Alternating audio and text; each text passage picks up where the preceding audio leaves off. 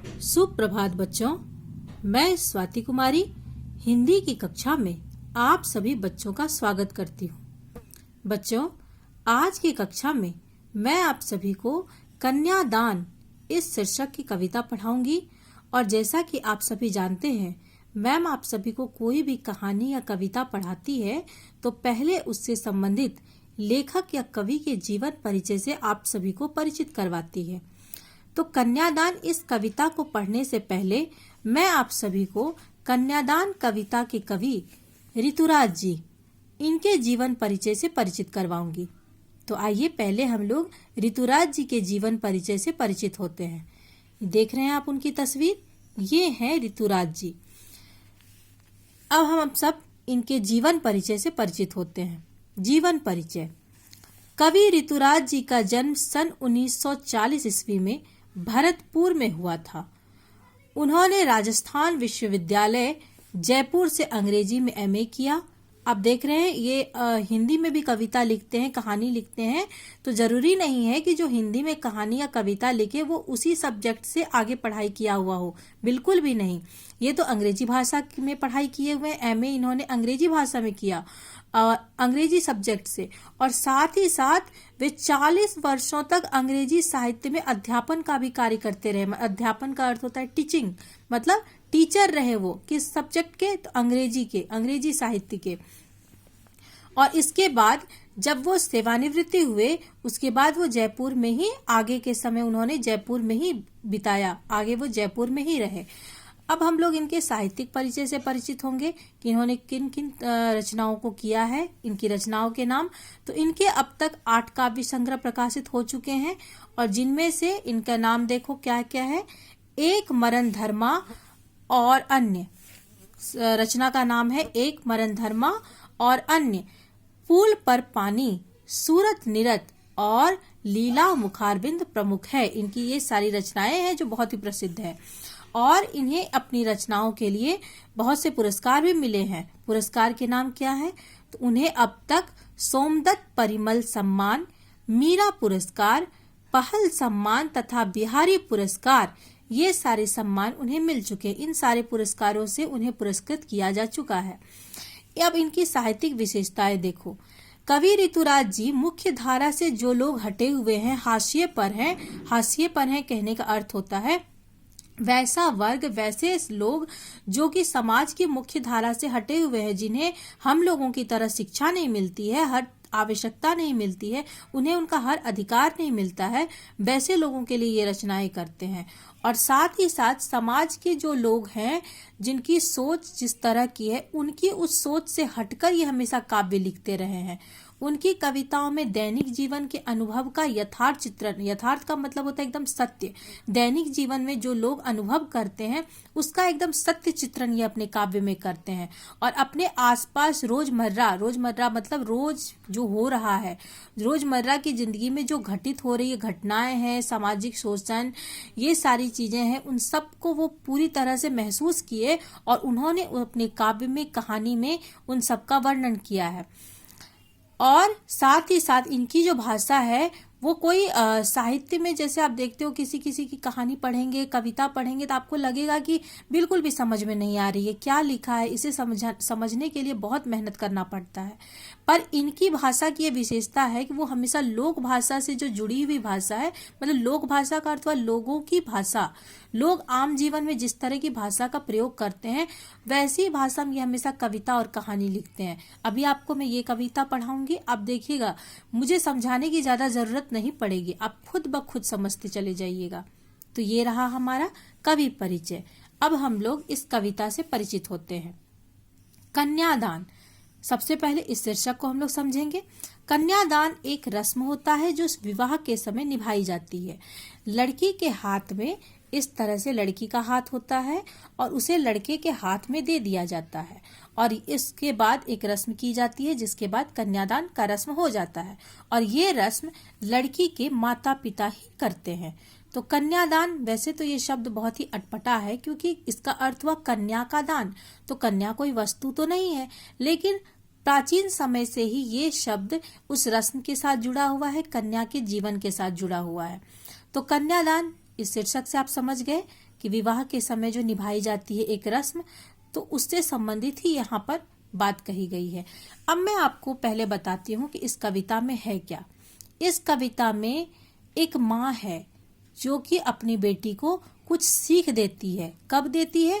जब उसका कन्यादान होता है, जब वो विवाह करके अपने ससुराल जाने लगती है, तब इस अपनी बेटी के जीवन में कभी कोई दुख भरी घटना ना हो, इसीलिए अपनी वो माँ जो है उसे सचेत करते हुए समझाती है कि कैसे तुम्हें अपने ससुराल में जीवन बिताना है, कैसे तुम सुरक्षित रहोगी। और जैसा कि मैंने आपको बताया, ऋतुराज जी समाज की सोच से थोड़ा हटकर काव्य लिखते हैं।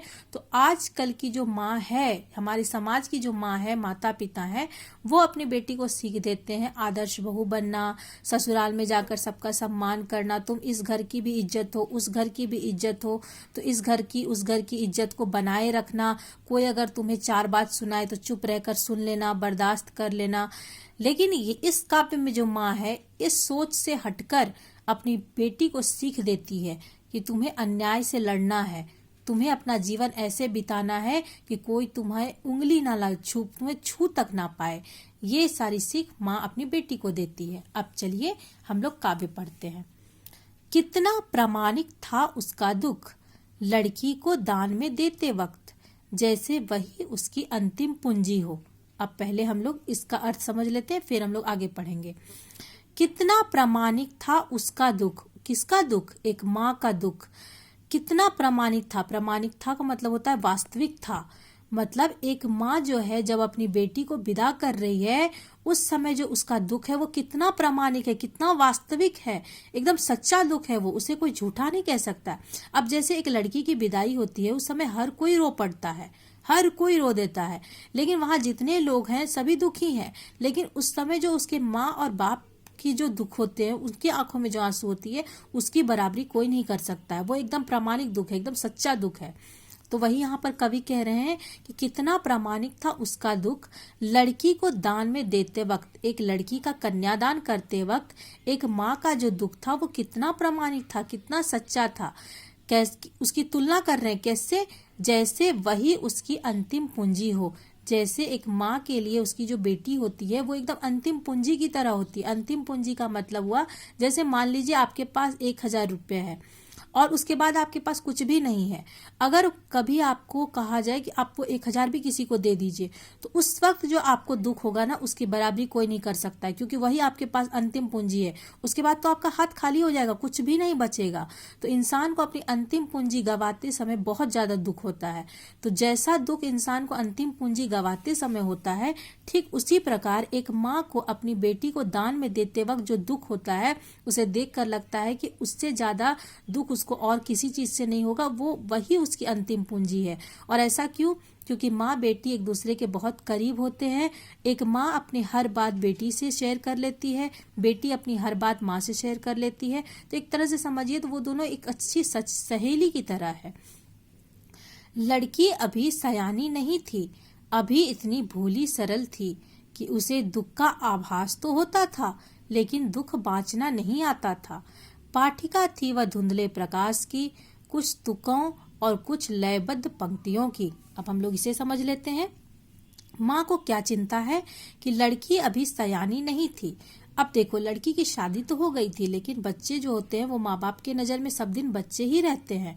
और लड़की जो बड़ी हो गई थी, लेकिन बुद्धि से वो अभी भी बच्ची थी, सयानी नहीं थी। सयानी का मतलब होता है समझदार, कि लड़की जो है अभी भी समझदार नहीं हुई थी, बड़ी हो गई थी पर इतनी भी समझदार नहीं हुई थी उसे पराए घर में जाकर दे दिया जाए। अभी इतनी भोली सरल थी, और अभी तो वो एकदम भोली सी है, सरल सी है, मतलब सीधी सी है कि उसे दुख का आभास तो होता था, लेकिन दुख बाँचना नहीं आता था।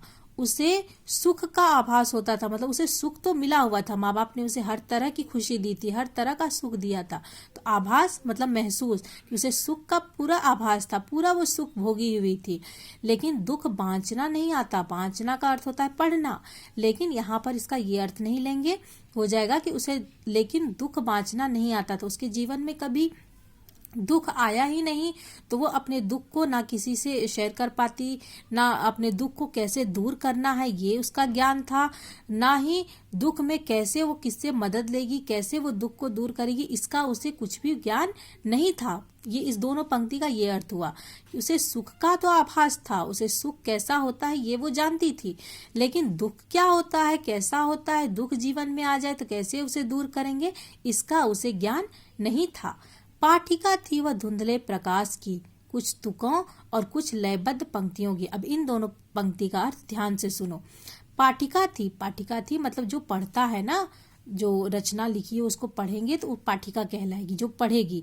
वह धुंधले प्रकाश की, जब कुछ धुंधला धुंधला प्रकाश सा रहता है तो हमें साफ साफ दिखाई नहीं देता है, तो वो बोल रही हैं, कवि बोल रहे हैं कि पाठिका थी वह धुंधले प्रकाश की। पहले हम लोग इस पंक्ति का अर्थ समझेंगे, फिर इस पंक्ति के माध्यम से कवि कहना क्या चाहते हैं वो समझेंगे।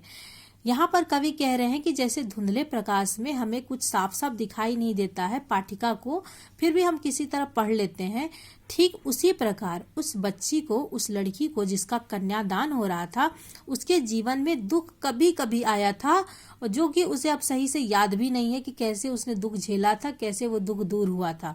पाठिका थी वह धुंधले प्रकाश की, मतलब वो जो है धुंधले प्रकाश में इंसान जैसे पढ़ लेता है, ठीक उसी प्रकार उतना सा ही दुख उसने अपने जीवन में झेला था और उसे दुख का कोई ज्ञान नहीं था।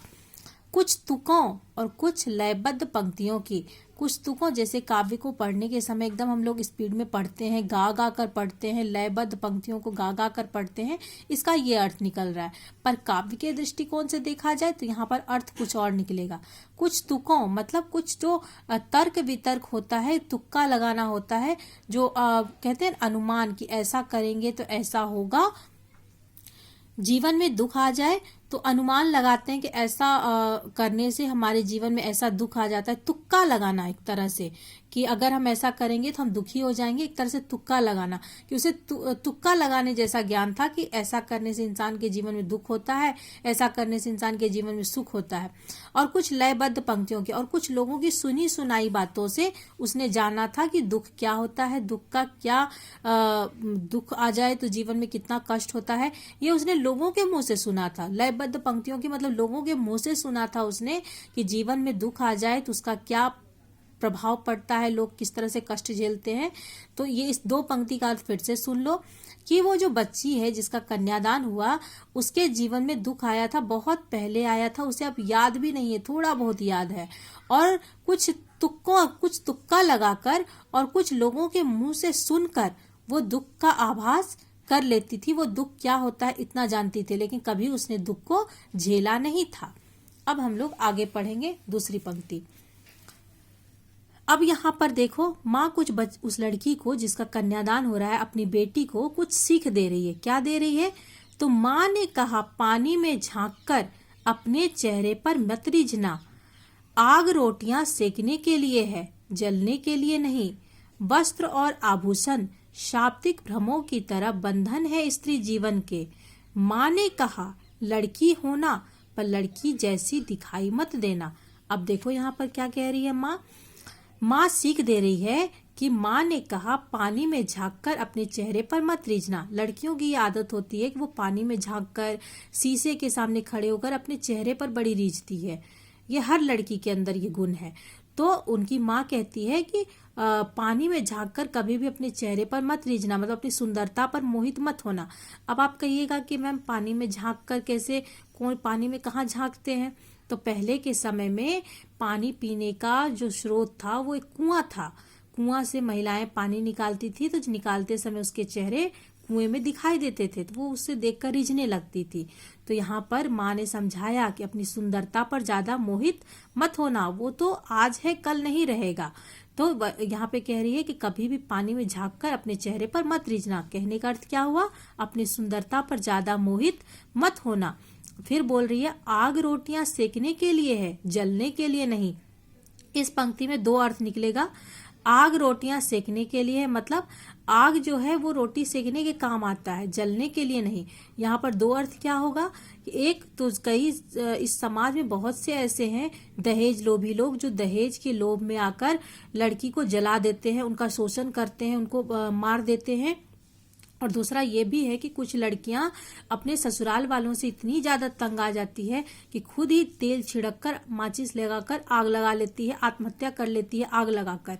तो उन्होंने कहा कि यहाँ दो बातों के लिए वो सावधान कर रही है कि तुम्हारे आसपास ऐसे लोग होंगे जो तुम्हें मारने की कोशिश करेंगे, तुम्हें जलाने की कोशिश करेंगे, तो वैसे लोगों का हमेशा तुम विरोध करना, कभी भी उन लोगों के अन्याय को तुम बर्दाश्त मत करना।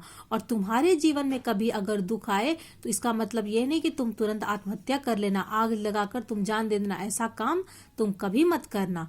वो कह रही है कि आग जो है वो रोटियां सेकने के लिए, वो रोटियां सेकने के लिए है, भोजन बनाने के लिए है, खाना बनाने के लिए है। कभी भी उस आग का अगर प्रयोग तुम्हें जलाने के लिए किया जाता है तो तुम उसका विरोध करना, और तुम खुद भी कभी भी अपने उस आग से आत्महत्या करने की कोशिश मत करना। वस्त्र और आभूषण शाब्दिक भ्रमों की तरह बंधन है स्त्री जीवन के। माँ कह रही है कि महिलाओं को वस्त्र और आभूषण से बड़ा प्रेम होता है, और उसे वस्त्र दे दो, आभूषण दे दो और कहो कि ठीक है तुम पढ़ना लिखना छोड़ दो, बाहर निकलना छोड़ दो, तो वो वस्त्र और आभूषण पाकर खुश हो जाती है, समझती है हम घर की रानी बन गए। नहीं, आपको जो नॉलेज मिल रहा है, जो ज्ञान मिल रहा है, आप बाहर निकलकर स्वतंत्र जीवन जी रहे हैं, वही आपके लिए सबसे बड़ा आभूषण है, वही आपके लिए सबसे बड़ी चीज है। तो यहाँ पर लेखिका की माँ उस लड़की की माँ उस लड़की को समझाती है कि तुम्हारे ससुराल वाले यदि तुम्हें वस्त्र और आभूषण दे दे और कहे तुम घर में रहो, बाहर निकल के मत पढ़ो, बाहर निकल के मत जाओ, कहीं पढ़ाई मत करो, तो ऐसा काम तुम कभी मत करना। वस्त्र और आभूषण जो होता है वो शाब्दिक भ्रमों का मतलब होता है जो वस्त्र और आभूषण एक भ्रम की तरह, एक धोखा की तरह है। वो तुम्हें देकर तुम्हें छलावा ले लिया जाएगा, तुम घर में बंद होकर गुलाम की तरह रहोगी, नौकरानी की तरह रहोगी, और तुम समझोगी मन ही मन कि हम तो रानी बनकर हैं। तो नहीं, आप लोगों को एक बात पता है, ये आभूषण जो होता है उसे विद्वानों ने जंजीर माना है। जैसे महिलाओं को पैर में पायल पहना दी जाती है, हाथ में कंगन पहना दिया जाता है, तो कंगन जो पहनाया गया वो हाथ में एक बेड़ी की तरह है, पैर में जो पायल पहना गया वो एक बेड़ी की तरह है। और आपको पता है जिस महिला में आभूषण भरा हो, पहनी हो, अच्छी तरह से सजी सवरी हो, वो आसानी से चल फिर रही होती है, लेकिन उसका मन बंधा होता है।